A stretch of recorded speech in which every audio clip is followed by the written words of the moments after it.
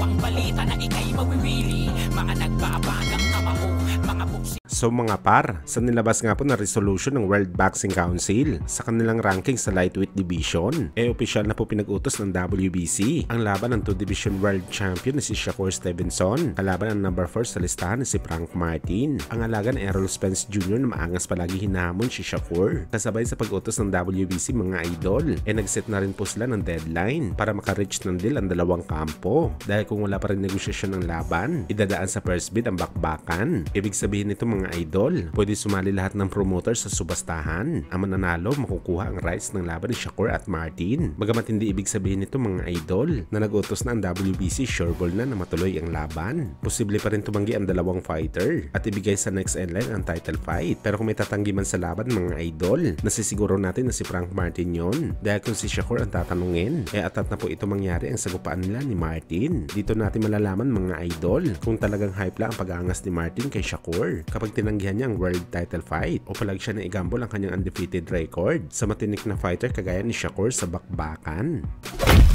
Sa kabilang banda naman mga idol, Timothy Bradley brutal ng dalawang isip sa potensyal na bakbakan ni Manny Pacquiao at Terence Crawford, kung saan ayon kay Bradley Boy mga idol, naniniwala siya na ang dalawang welterweight superstar dati ay makakagawa ng the best na laban. Mas maganda pa daw sa nakita natin na laban ni Crawford at Errol Spence, kung saan natatawa na lang si Bradley mga idol sa mga boxing fans na nagsasabi na walang laban daw si Boss Manny kay Terence Crawford sa bakbakan dahil lahat ng advantage nasa 3 Division World Champion na. Subalit buhay daw na patunay si Bradley Boy mga idol at siya lang daw ang may kaalaman na pwede magsabi sa ganitong bagay dahil naka 36 rounds ito kontra sa Pinoy Legend at nakailang rounds din ito bilang sparring partners ni Crawford. Kaya masasabi nito na malaki ang laban ni Pacquiao kontra kay Crawford. Hindi niya naman sabi na maliit ang galawan ni Crawford. Sa katunayan nito, pabor siya ng konti kay Crawford para manalo kay Pacman dati. Pero hindi daw siya magugulat mga idol na matikman ng 3 Division World Champion kung paano gumapang sa ibabaw ng lona. Isa sa mga rason kung bakit sinasabi ito ni Bradley mga idol dahil sa galawan ni Crawford na paatras at base sa kanyang experience sa laban nito kay Boss Manny. Ganitong estilo daw talaga ang gusto ng Pinoy sa isang kalaban na mahilig umatras sa bakbakan. Suwak na sawak daw ang arsenal ng Pinoy sa galawan ni Crawford, kaya nasisiguro ni Bradley mga idol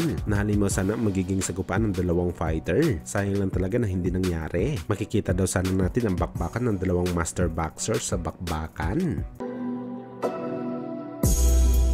I want to let you guys know, Manny Pacquiao loves when guys pull back. That's a problem. And you also know that Terence Bud Crawford gets hit early, and he gets hit often early. You know, Manny Pacquiao is a quick starter as well, and he still has that blazing left hand, that backhand that he has that possesses a massive amount of punching power.